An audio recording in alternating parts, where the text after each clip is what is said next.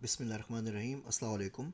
हम animal intelligence के module में बात आगे बढ़ाते हैं स्वाम इंटेलिजेंस के ऊपर। व्हाट इज़ स्वाम? स्वाम कहते किससे हैं? स्वाम कहते हैं बेसिकली ग्रुप को।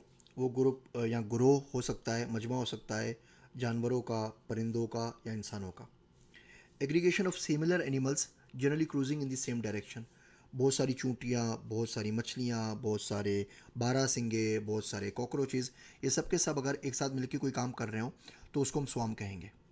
स्वाम की एग्जांपल्स जो आप नेचर में देखते हैं, आपके सामने बी हाइव्स है, शहद की मक्खियों का छत्ता होता है, शहद की मक्खियाँ होती हैं, एक साथ बहुत सारे काम कर रही होती हैं। फ़िश का फ्लॉक होता है आपके पास वुल्फ का पैक होता है, आपके पास बर्ड एक साथ उड़ रहे होते हैं, आपके पास बहुत सारी चूंटियाँ होती हैं जो किसी का जा रही होती हैं। बर्ड्स का फ्लॉक होता है आपके पास टर्माइट्स होते हैं जो अपनी नेस्ट बना रहे होते हैं। चूंटियाँ होती हैं जो अपने बिल की तरफ जा रही होती हैं। ये स्वाम ग्रोह की शक्ल में मिलते ही क्यों हैं? ये मिलते हैं फोरेज करने के लिए, यानी कि खाना जमा करने के लिए।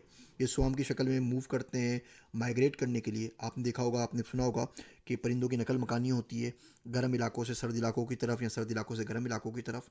आप देखते हैं कि ज़ेब्रा माइग्रेशन होती है, बाइसन की माइग्रेशन होती है।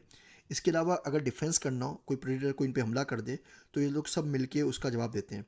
अगर कोई टिड्डा ग्रास ऊपर हमला कर दे चूंटियों की कॉलोनी के ऊपर, तो सब मिलके उसको मार देती हैं। शहद की मक्खी के ऊपर कोई इंसान हमला कर दे तो सबके सब मिलके उसको काट लेती हैं। इसी तरीके से ये तमाम के तमाम स्वार्म फॉर्म करते हैं। बहुत सारी मछलियाँ मिलकर फ्लॉक बना लेती हैं ताकि वो प्रेडिटर को, बड़ी मछली को कंफ्यूज कर सकें, वो किसी भी मछली को ना पकड़ सके।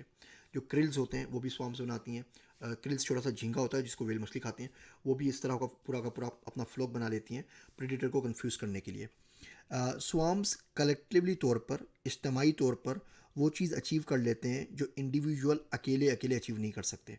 बिल्कुल इसी तरीके से अगर कोई शख्स आपके ऊपर अटैक करता है और आप अकेला उससे मुकाबला करते हैं, तो ज़ाहिर बात है आप एक बंदे हैं, वो भी एक बंदे हैं। अब उसकी स्किल्स अगर ज़्यादा है, वो ताकत में ज़्यादा है, उसको मार्शल आर्ट्स आती है, तो आप आसानी हार जाएंगे।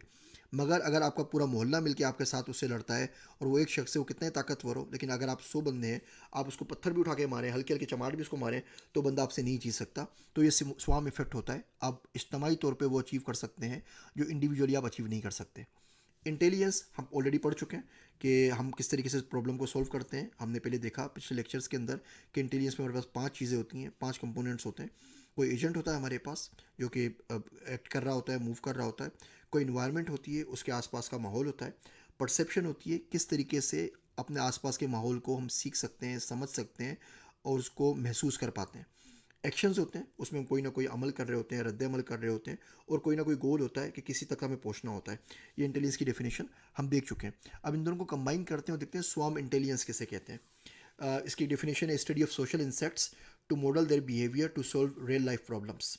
हम सोशल इंसेक्ट्स उनको कहते हैं, वो इंसेक्ट्स को जो मिलजुल के रहते हैं, और इसे बहुत कम है। दुनिया के अंदर जितने भी इंसेक्ट्स हैं उसमें सिर्फ कोई तकरीबन 2% जो है वो खाली सोशल है, और उन 2% में 50% सिर्फ एंड्स हैं, उसकी कोई ना कोई टाइप्स हैं।